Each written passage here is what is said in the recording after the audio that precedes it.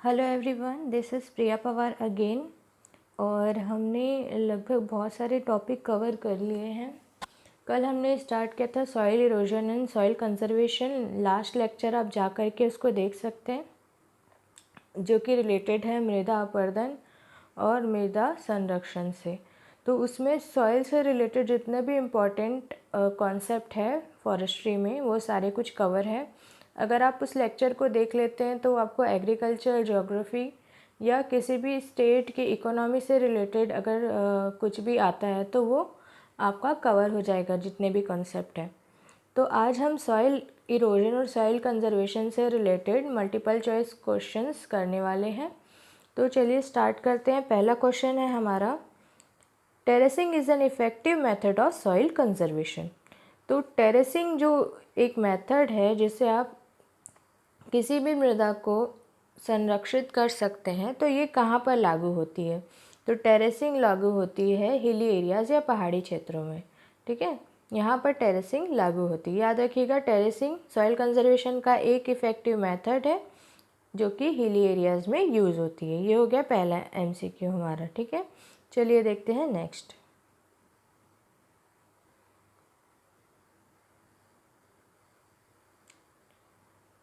Desertification, या जिसको आप कह सकते हैं मरुस्थल में किसी जगह का परिवर्तित हो जाना, इसका कारण क्या होता है? तो इसका कारण होता है ओवरग्रेजिंग।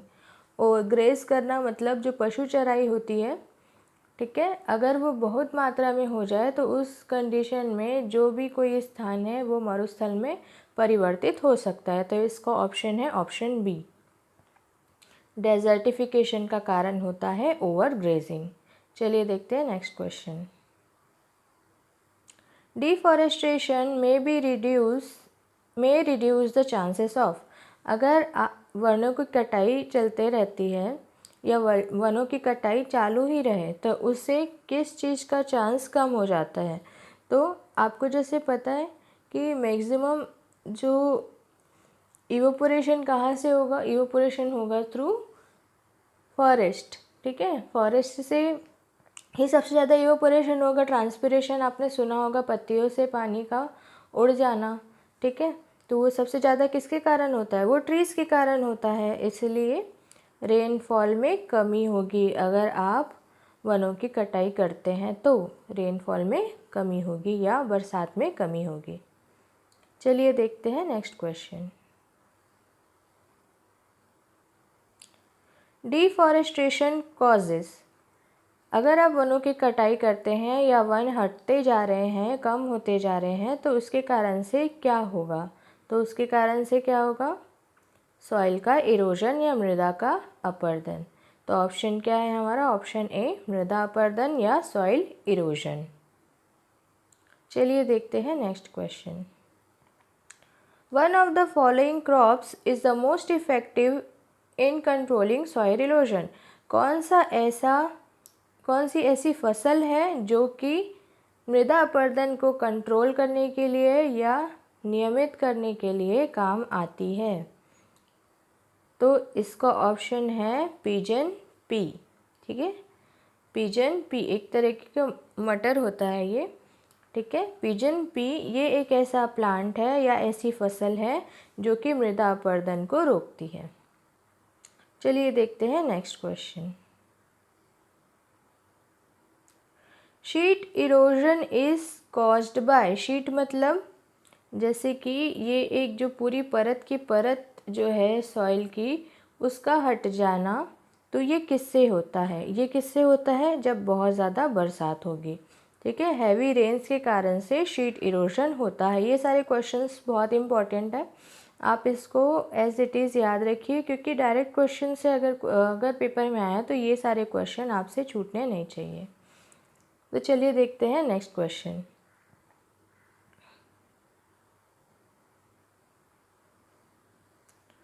सॉइल कंजर्वेशन या मृदा का संरक्षण का मतलब क्या होता है? पहला, prevention of spread of desert, मतलब मरुस्थल की जो विस्तार हो रहा है उसमें कमी आना। ठीक है, या उससे बचाव, पहला पॉइंट। दूसरा पॉइंट है to check soil erosion by winds and rain, मतलब मृदा अपरदन जो कि हवाओं के कारण और बरसात के कारण हो रहा है उसमें कमी लाना, या एफॉरेस्टेशन के कारण तो सॉइल इरोजन होता ही नहीं है। अगर आप नए वन लगाएंगे तो उससे तो सॉइल इरोजन होगा ही नहीं, ठीक है। सॉइल इरोजन बाय एफॉरेस्टेशन, हाँ, एफॉरेस्टेशन करके आप सॉइल इरोजन को कंट्रोल ज़रूर कर सकते हैं। तो इस तरीके से ऑल ऑफ द अबव इसका ऑप्शन है। चलिए देखते हैं next question. Soil conservation can be achieved by, अगर आपको मृदा का संरक्षण करना है तो आप किस तरीके से इसको कर सकते हैं? विंड स्क्रीन लगा करके, अच्छे प्लांट्स लगा करके, good plant covers, human activity को कम करके, या रेनफॉल कम करके। तो आप बताइए इसका आंसर क्या होगा। चलिए देखते हैं इसका आंसर। इसका आंसर है ऑप्शन बी, मतलब अच्छे पौधे लगा करके आप मृदा अपरदन को कंट्रोल कर सकते हैं, ठीक है। अब सॉइल इरोजन हो रहा है या मृदा का अपरदन हो रहा है तो इसका मेन इंडिकेटर क्या होगा, मतलब कैसे हमको पता चलेगा कि जो सॉइल है वो इरोड हो रही है या मृदा का अपरदन हो रहा है। तो ये आपको कैसे पता चलेगा? तो ये पता चलेगा डिफॉरेस्टेशन, जैसे जैसे वनों में कमी आती जाएगी तो इससे क्या होगा, वनों में कमी क्यों आ रही है? क्योंकि सॉइल जो है वो लूज़ हो गई है या उसका इरोजन हो रहा है। चलो अब नेक्स्ट क्वेश्चन देखते हैं। इरोडेड सॉइल्स आर, ठीक है, जो बह करके आ रही है सॉइल वो कैसी होती है ये हमको देखना है। तो इसमें क्या होगा, क्या उसमें न्यूट्रेंट बढ़ जाएंगे? बिल्कुल नहीं। अगर कोई सॉइल बह करके आ रही है मतलब टॉप लेयर आ रही है तो उसमें तो कोई भी पोषक तत्व तो होंगे ही नहीं, तो इसीलिए ये ऑप्शन हो गया आपका गलत। अनअल्टर्ड प्लांट न्यूट्रिएंट्स, ये भी गलत है कि इसमें कोई भी प्लांट के न्यूट्रिएंट पाए जाएंगे क्या, जो कि बिल्कुल भी अल्टर्ड नहीं है। तो नहीं, ये भी गलत है क्योंकि वो टॉप सॉइल होगी। डिवॉइड ऑफ प्लांट न्यूट्रिएंट्स, सही बात है। ऐसी सॉइल जो होगी उसमें पोषक तत्वों की या प्लांट से रिलेटेड पौधों में जो न्यूट्रिएंट या पोषक तत्व पाए जाते हैं उनकी कमी होगी। तो ऑप्शन हो गया हमारा सी। चलिए देखते हैं next question. 5 June is celebrated as, 5 जून को हम किस तरीके से सेलिब्रेट करते हैं? तो 5 जून को आता है वर्ल्ड एनवायरनमेंट डे, विश्व पर्यावरण दिवस। ये याद रखिएगा, 5 जून को क्या आता है? तो विश्व पर्यावरण दिवस। तो ऑप्शन है आपका ए, विश्व पर्यावरण दिवस। चलिए देखते हैं नेक्स्ट क्वेश्चन।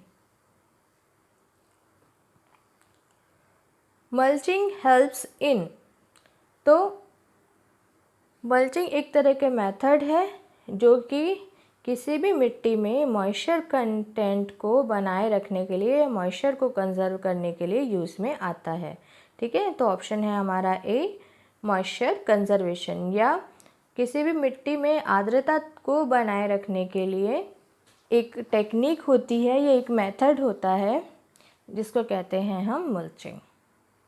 चलिए देखते हैं next question.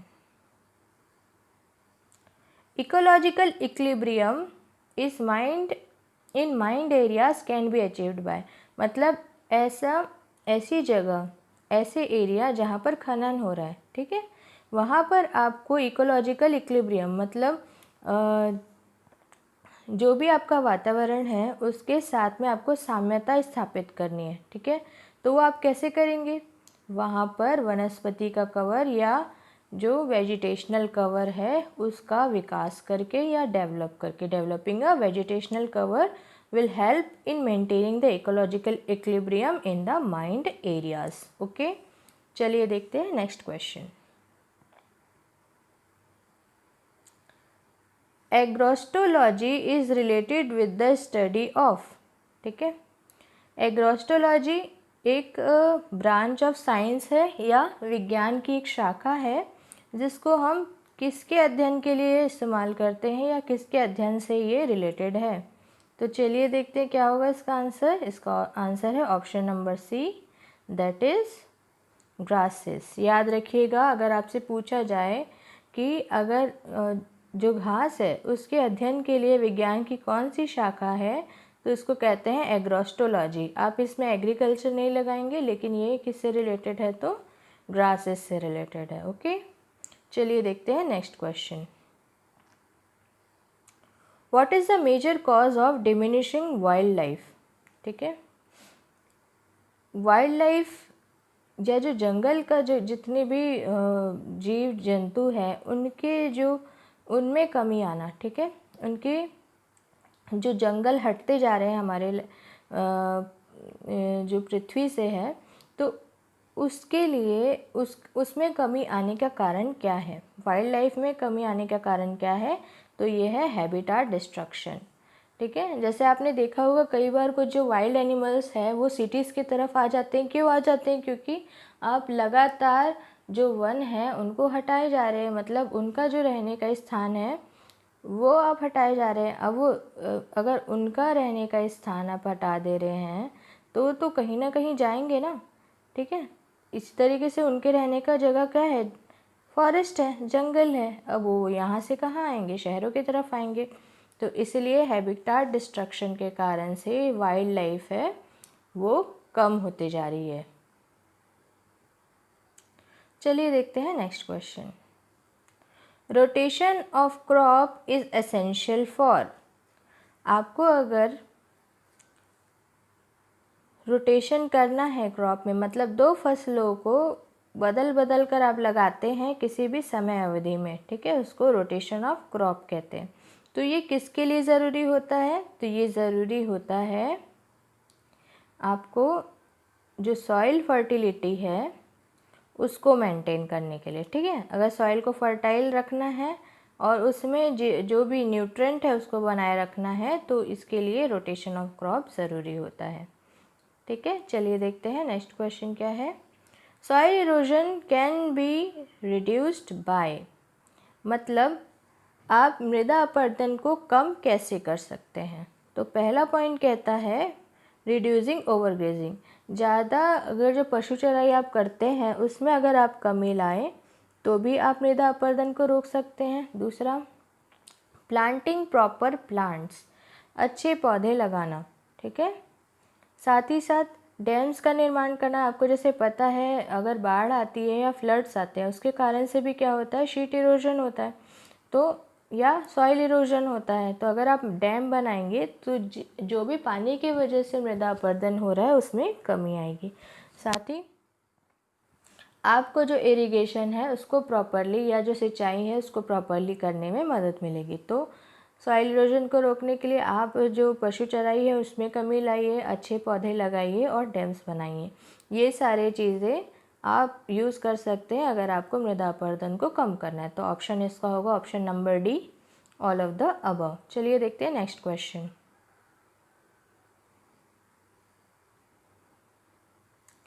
Soil erosion can be prevented bye. Obviously अगर आप वनों को हटाओगे तो सॉइल इरोजन कंट्रोल नहीं हो सकता। ज़्यादा बरसात होगी तो भी कंट्रोल नहीं हो सकता। ओवर ग्रेजिंग होगी या ज़्यादा पशु चराई होगी तो भी ये कंट्रोल नहीं हो सकता। कंट्रोल हो सकता है सिर्फ जब आप ज़्यादा से ज़्यादा पेड़ लगाएं या ज़्यादा से ज़्यादा वनों का निर्माण करें। तो ये क्या होगा, option number C, soil erosion can be prevented by afforestation. चलिए देखते हैं next question. Which of the following plants is used as windbreak, मतलब जो तेज़ गति से हवा चलती है उसको हम कहते हैं विंड। ठीक है, air in motion is called as wind, बहती हुई हवा को विंड कहते हैं। ठीक है, तो विंड ब्रेक या हवा को रोकने का काम कौन सा पौधा करता है, तो ये है प्रोसोपिस। क्या है, प्रोसोपिस। तो याद रखिएगा विंड ब्रेक की तरह काम करने वाले पौधे का नाम क्या है, तो ये है प्रोसोपिस। चलिए देखते हैं नेक्स्ट क्वेश्चन। चिपको मोमेंट, आप सबको ये पता होगा, आप बचपन से पढ़ते आ रहे हैं। तो ये किससे रिलेटेड है, ये प्लांट कंजर्वेशन से रिलेटेड है। अब आप मुझे कमेंट सेक्शन में बताएंगे कि चिपको मोमेंट जो अलग अलग राज्यों में हुए थे उनसे रिलेटेड जो फेमस पर्सनालिटीज़ हैं या जो हमारे जो इस मोमेंट है उससे रिलेटेड जो भी सदस्य थे उनका नाम आप मुझे कमेंट सेक्शन में बताएंगे, सो दैट आपका ये जो चिपको मोमेंट से रिलेटेड जो भी फैक्ट है वो कवर हो जाए। तो ये किससे रिलेटेड है? प्लांट कंजर्वेशन से या फॉरेस्ट कंजर्वेशन से रिलेटेड है। चलिए देखते हैं next question. In order to maintain proper ecological balance, जो पारिस्थितिकी है उसका संतुलन बनाए रखने के लिए क्या ज़रूरी है? Existing forest should be cleared and new one should be planted, कि आप अभी जो वन है उनको हटा दो और नए वन लगाओ, क्या ये ज़रूरी होता है? Some quick growing annual should be planted if a tree must be cut for other uses. अगर मान लीजिए कि आप किसी कारण से कोई पेड़ को हटा रहे हैं, ठीक है, तो उसके स्थान पर आपको ऐसे पेड़ लगाने हैं जो जल्दी से जल्दी ग्रो हो जाए। Tree must be cut whenever necessary because the underground part performs a useful purpose। मतलब आपको पेड़ों को काटना चाहिए जब भी ज़रूरत हो, क्योंकि जो अंडरग्राउंड पार्ट है वो यूज़फुल जो पर्पस है उसके लिए काम आता है। तो ये भी ऑप्शन नहीं हो सकता। Tree should be planted in place of one to be cut, मतलब अगर आप एक पेड़ काट रहे हैं तो उसके स्थान पर आपको एक पेड़ लगाना चाहिए। तो अब बताइए कि इसका आंसर क्या हो सकता है? इसका ऑप्शन है डी।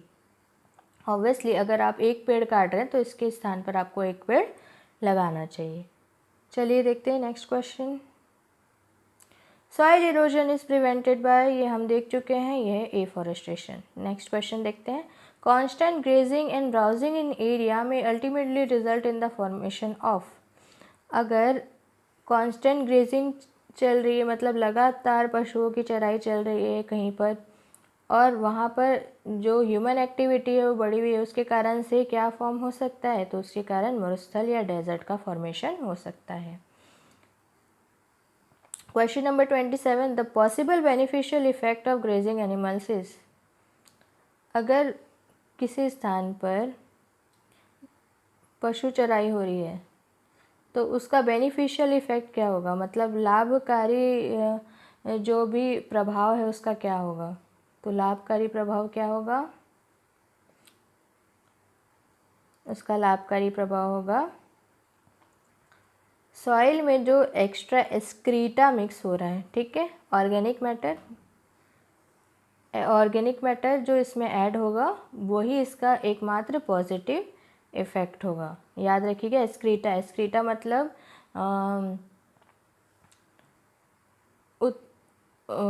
हिंदी में मुझे टर्म याद नहीं आ रहा है। एक्सक्रीटा मतलब होता है जो भी अनुवांशित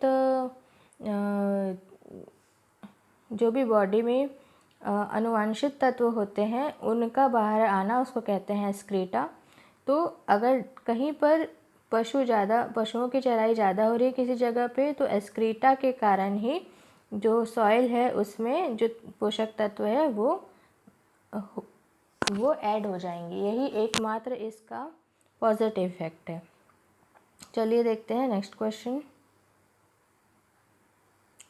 When young plants are grazed too heavily, they get killed because, अगर जो छोटे छोटे पौधे हैं जो अभी अभी लगाए गए हैं, अगर उनको बहुत तेज़ी से उनकी ग्रेजिंग होती है, वहाँ पर पशु चराई होती है, तो उस समय वो मर जाते हैं। इसका कारण क्या है? जो रूट्स है वो स्टार हो जाना, मतलब जैसे मान लीजिए ये छोटा पौधा है, ठीक है, ये छोटा सा पौधा है, इसकी रूट्स है। अब सारा जो खाना है वो कहाँ बनता है? पत्तियों में बनता है।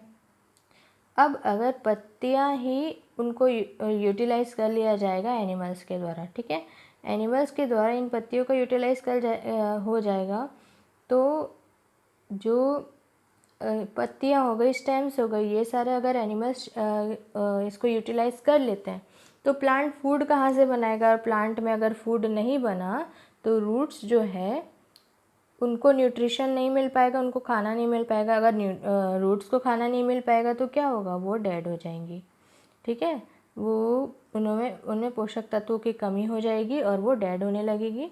तो रूट्स आर स्टार्व्ड, स्टार्व्ड मतलब भूखे ही रह जाती हैं रूट्स, और उसके कारण से जो प्लांट है वो मर जाता है। चलिए देखते हैं नेक्स्ट क्वेश्चन। सॉइल इरोजन आप कैसे प्रिजर्व कर सकते हैं? ठीक है, ऐसे प्लांट लगाइए जिससे क्या हो, सॉइल कवर को आप इम्प्रूव कर पाए। तो ऑप्शन इसका है ऑप्शन बी। बाकी ऑप्शन भी मैं बता देती हूँ। फर्टिलिटी को इंक्रीज़ करने से लिए, तो फर्टिलिटी को आप इंक्रीज़ करेंगे तो आप नई फसलें लगा सकते हैं, बट इससे सॉइल जो इरोजन है वो कंट्रोल नहीं होता। साथ ही स्लोपी लैंड अगर रहेगा तो यहाँ से तो और सॉइल का इरोजन हो सकता है, तो ये भी ऑप्शन नहीं है। Allowing herbivores animals to graze excessively, ऐसे जो जीव हैं जो कि हर्बीवोर्स होते हैं या शाकाहारी जीव हैं, उनको अगर आप अलाउ करें कि बहुत ज़्यादा यहाँ से वो क्या करें, चराई करें, तो उससे भी होगा क्या, नहीं होगा। तो ये भी ऑप्शन आपका गलत हो जाता है। नेक्स्ट क्वेश्चन है, the grazing animals can change the type of vegetation. कैसे, अगर कोई पशु है जो किसी भी वेजिटेशन में, अगर किसी भी वनस्पति में किस तरीके से वो चेंज ला सकते हैं, जैसे कि जो शाकाहारी जीव होते हैं जो कि प्लांट्स पर निर्भर होते हैं, तो किस तरीके से ये चेंज लाएंगे? तो ये चेंज लाएंगे सेलेक्टिव ग्रेजिंग करके। ठीक है, सेलेक्टिव ग्रेजिंग ही ये करेंगे, मतलब कुछ कुछ चीज़ें ही ये खाएंगे, तो इस तरीके से ये वेजिटेशन में चेंज ला सकते हैं। चलिए देखते हैं next question. The cutting of trees from the forest of hill near a catchment area. अगर किसी जो पहाड़ है वहाँ पर से आप ट्रीज़ की कटिंग कर रहे हैं जो कैचमेंट एरिया के पास का है, तो इससे क्या होगा? इससे जो बाढ़ है वो आ सकती है रेनी सीज़न में। ऑब्वियसली अगर जहाँ पर पेड़ होते हैं तो वहाँ की जो मिट्टी है वो, जो पेड़ों की जड़ें हैं वो पकड़ करके रखती हैं, और इस जो मृदा अपरदन है वो उसको रोकती है। इसके कारण से बाढ़ भी कंट्रोल रहती है। लेकिन अगर आप हिल एरिया से फॉरेस्ट को हटा देंगे या पहाड़ों पर से फॉरेस्ट को हटा देंगे, और जो कि नीचे, जैसे ये पहाड़ है, यहाँ पर फॉरेस्ट लगे हुए हैं आपके, ठीक है, फिर उसके बाद यहाँ पर ये कैचमेंट एरिया है, ठीक है, ये कैचमेंट एरिया है मान लीजिए, तो यहाँ से अगर आपने ट्रीज़ को कट कर दिया तो जैसे ही बरसात होगी पूरा पानी बह करके साथ ही साथ सॉइल भी इरोड होकर कहाँ आ जाएगी, नीचे स्लोप में आ जाएगी। इसके कारण से यहाँ पर बाढ़ आ सकती है। तो ऑप्शन है इसका बी। चलिए देखते हैं next question. Grasses poses great regenerative power because they are. जो घास होती है उसमें सबसे ज़्यादा पुनर्जागरण का जो शक्ति होती है वो है पुनर्निर्माण की शक्ति होती है। ये किस लिए होती है? क्योंकि ये कॉन्स्टेंटली ग्रेज्ड की जाती है। मतलब अब पशुओं को चराया जाता है, तो जो भी मैदानी एरिया होते हैं जहाँ पर घास होती है वहाँ पर उनको चराया जाता है, तो इसलिए घास जो है वो काफ़ी तेज़ी से बढ़ती है और उनमें रीजेनरेटिव पावर भी होता है, वो काफ़ी अच्छा होता है। चलिए देखते हैं next. To prevent wind and water erosion the crop is sometimes harvested in such a way that a basal stub of the plant is left behind. This phenomenon is called. मतलब हवा से होने वाला या बहती हुई हवा से होने वाला या पानी के कारण होने वाला मृदा अपरदन या इरोजन, अपरदन को रोकने के लिए कभी कभी हम क्या करते हैं, जो भी आप फसल ले रहे हैं उसके साथ में एक बेसल स्टब का प्लांट भी लगाते हैं। बेसल स्टब का जो प्लांट है उसको छोड़ दिया जाता है। इसको आप क्या कहेंगे? तो इस टर्म को हम कहते हैं मल्चिंग। मैंने बताया था आपको, विंड इरोजन को रोकने के लिए हम क्या यूज़ करते हैं? मल्चिंग का यूज़ करते हैं। चलिए देखते हैं next. Soil erosion in plains consequent to rainfall is initiated by. मैदानी एरिया में जो अपरदन हो रहा है मृदा का, जो कि किसके कारण से होगा? बरसात के कारण से होगा। तो ये इनिशिएट कैसे होता है? मैंने बताया था, जो कि रेनफॉल होती है, बरसात होती है, उसके कारण जो भी अपरदन होगा उसको क्या कहते हैं हम? Sheet erosion. तो ऑप्शन क्या है? B, sheet erosion. चलिए देखते हैं next. The term riparian erosion is applied to. Riparian erosion जो है उसको वो कहाँ पर अप्लाई होता है या कहाँ आपको देखने को मिलता है? ठीक है, रिपेरियन इरोजन आपको कहाँ देखने को मिलेगा? रिपेरियन इरोजन या रिपेरियन अपरदन आपको कहाँ देखने को मिलेगा? तो stream bank erosion. Stream bank erosion मतलब ये नदी हुआ, ये नदी का किनारा, ठीक है। तो यहाँ पर से जो इरोजन हो रहा है ना, जैसे ही स्ट्रीम लहर आई तो लहरों के कारण जो इरोजन हो रहा है इसको हम स्ट्रीम बैंक इरोजन कहते हैं, और इसी का दूसरा नाम है रिपेरियन इरोजन या रिपेरियन अपरदन। अब नॉर्मल कंडीशंस में क्या होता है? नॉर्मल कंडीशंस में क्या होगा? तो जियोलॉजिकल इरोजन इसको हम कहते हैं। क्या कहते हैं? Geological erosion. चलिए नेक्स्ट देखते हैं। Erosion of very fine particles, मतलब एकदम ही बारीक कणों का जो अपरदन होगा वो कहाँ देखने को मिलेगा? तो ये सॉल्टेशन के कारण देखने को मिलता है, ठीक है। सॉल्टेशन के कारण देखने को मिलता है वेरी फाइन पार्टिकल्स का इरोजन। चलिए देखते हैं नेक्स्ट।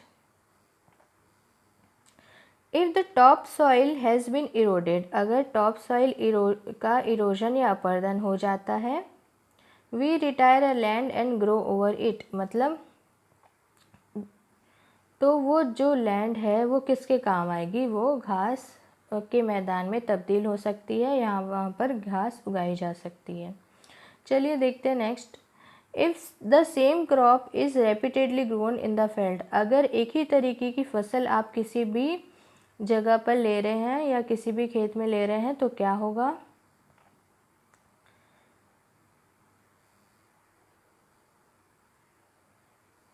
तो इसके कारण से क्या होगा? उसमें जो पोषक तत्व है या जो मिनरल है, खनिज है, उसकी कमी आ जाएगी, ठीक है। जैसे हमने देखा था, अगर आपको फर्टिलिटी ऑफ सॉइल को मेंटेन करना है तो उसके कारण से आपको क्या करना चाहिए? रोटेशन ऑफ क्रॉप, मतलब अलग अलग फसल लगानी चाहिए। अगर एक ही तरह की फसल लगाएंगे तो मिनरल की डिफिशियंसी देखने को मिलेगी आपको किसी भी सॉइल में।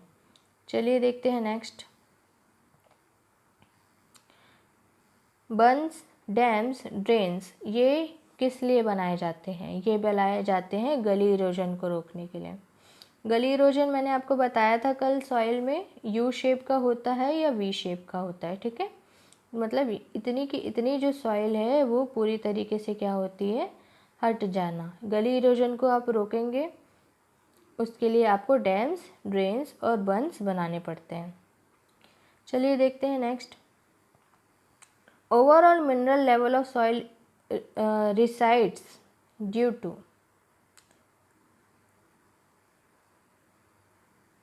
अब रिसीड हो जाना ये मतलब कम हो जाना, तो लीचिंग जो मिनरल है वो कौन कौन ले लेगा?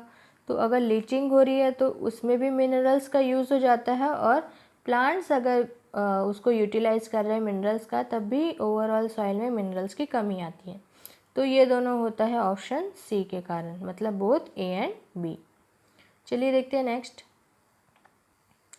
Odum has described soil erosion as, Odum एक एनवायरमेंटलिस्ट है, उन्होंने सॉइल इरोजन या मृदा अपरदन को किस तरीके से डिस्क्राइब किया है? तो इन्होंने डिस्क्राइब किया है इसको सॉइल पोल्यूशन की तरह, मतलब किसी भी मृदा में जो प्रदूषण हो रहा है उसको उन्होंने मृदा अपरदन से रिलेटेड बताया है। तो किसने बताया है? तो ओडम ने बताया है। चलिए देखते हैं next. A sloppy land on account of continued rainfall, अभी लगातार बारिश हो रही है तो इस तरीके से जो भी भूमि है वो स्लोपी होते जाएगी, ठीक है। तो ये किसका एग्जाम्पल है? ये होता है रिल इरोजन, ठीक है। याद रखिएगा, स्लोपी लैंड का क्रिएशन किसके कारण होता है? तो रिल इरोजन से होता है।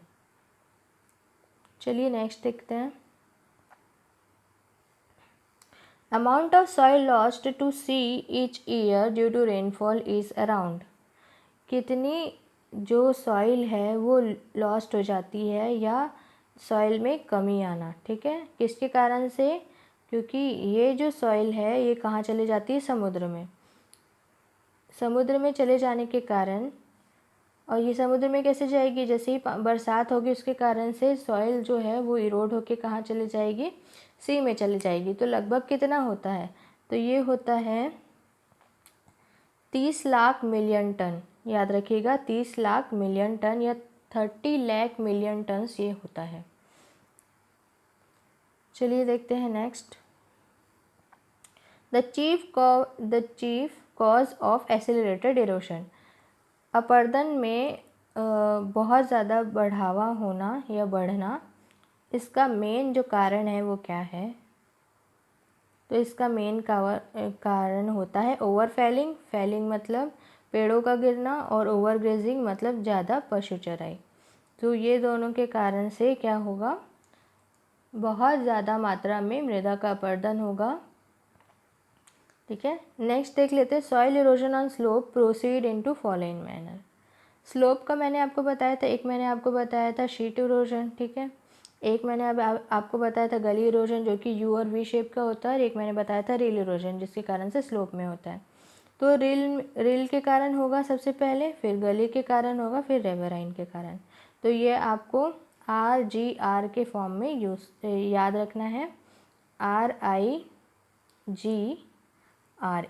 ठीक है। इस तरीके से याद रखना कि सबसे पहले स्लोप में जो इरोजन हो रहा है किस तरीके से प्रोसीड होगा। सबसे पहले उसमें रील इरोजन होगा, फिर गली इरोजन होगा, उसके बाद फिर रिवराइन इरोजन होगा। इस तरीके से याद रखिएगा। चलिए देखते हैं next. Wave erosion is more prevalent and well marked, ठीक है। अब जो पानी की लहर आ रही है उसके कारण से अगर अपरदन की बात करा जाए तो कहाँ होगा सबसे ज़्यादा? तो समुद्र के किनारे, तो सी शोर, एट द सी शोर। चलिए देखते हैं next. Soil erosion is a process where.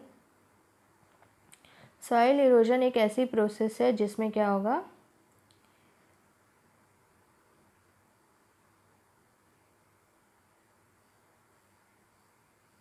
Soil conservation या मृदा का संरक्षण, ये कैसी प्रोसेस है? तो मृदा का संरक्षण कैसी प्रोसेस है? मृदा का संरक्षण एक ऐसी प्रोसेस है जिसमें आप मिट्टी को या मिट्टी में कमी आने से रोकते हैं या सॉइल को इरोजन से रोकते हैं। तो ऑप्शन है इसका ऑप्शन नंबर डी। चलिए, the plants commonly sown for crop rotation. Crop rotation के लिए जो आप पौधे लगाते हैं तो कौन कौन से ये पौधे हैं? तो ये है ट्राइगोनेला एंड ट्राइफोलियम। याद रखिएगा, ट्राइगोनेला एंड ट्राइफोलियम, ये दो जो प्लांट्स हैं, ठीक है, इसको आप क्रॉप रोटेशन के लिए यूज़ करते हैं। चलिए देखते हैं next. In dry farming initially the fertility of the land can be increased by. Dry farming अगर आप कर रहे हैं तो उसमें फर्टिलिटी आप कैसे इंक्रीज़ करेंगे? तो फर्टिलिटी आप एनिमल हस्बेंड्री के थ्रू इंक्रीज़ कर सकते हैं या पशुपालन के थ्रू आप इंक्रीज़ कर सकते हैं। चलिए नेक्स्ट देखते हैं। If there is a little slope in the field the erosion can be prevented by. अगर स्लोप बहुत कम है, जैसे कि ये जो होता है ये स्टीप स्लोप होता है, अगर स्लोप कम है तो उस कंडीशन में आप जो इरोजन है उसको कैसे कंट्रोल करेंगे या अपरदन को कैसे कंट्रोल करेंगे? तो ये कंट्रोल होगा ऑप्शन बी के द्वारा। ऑप्शन बी है हमारा कॉन्टूर स्ट्रिप क्रॉपिंग, ठीक है। आपने कंटूर्स पढ़ा होगा, इस तरीके से स्ट्रक्चर होता है इसका कॉन्टूर्स, ठीक है। अगर स्ट्रिप क्रॉपिंग आप कर रहे हैं इस तरीके से स्ट्रिप्स में, ठीक है, तो इस तरीके से आप क्या कर सकते हैं, अगर कम स्लोप है तो कॉन्टूर में आप प्लांट्स को लगाइए, तो उससे आप मृदा अपरदन को रोक सकते हैं। चलिए नेक्स्ट देखते हैं। The fertility level of any soil is generated and determined by. कोई भी मृदा या मिट्टी कितनी उपजाऊ है उसका लेवल आप कैसे पता करेंगे? तो आप एरेशन एंड हाइड्रेशन, मतलब जो किसी भी मिट्टी की जल धारण क्षमता क्या है, साथ ही साथ उसमें हवा का आना जाना, एरेजन होना। ह्यूमस कंटेंट कितना है, खनिज का कंटेंट कितना है, ह्यूमस, मिनरल, हाइड्रेशन लेवल, सब कुछ। तो इसका ऑप्शन है option number D, all of the above. चलिए देखते हैं next. The most common method used for cultivation on hills. पहाड़ों पे अगर आप कोई भी फसल लगा रहे हैं तो उसका मेथड क्या होगा, उसका मेथड होता है बेंच टेरेसिंग। क्या होता है, बेंच टेरेसिंग।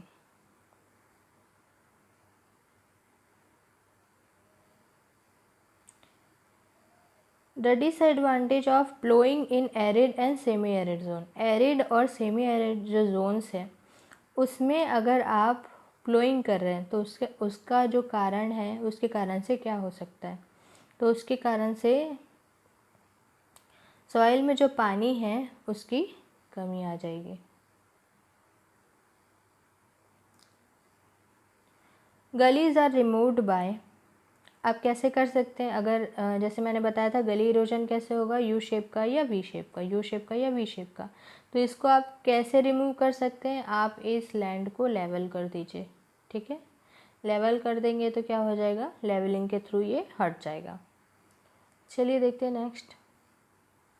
एन इम्पॉर्टेंट एग्रोस्टोलॉजिकल, मैंने एग्रोस्टोलॉजी बताया था आपको, किससे रिलेटेड था, तो ग्रासेस से।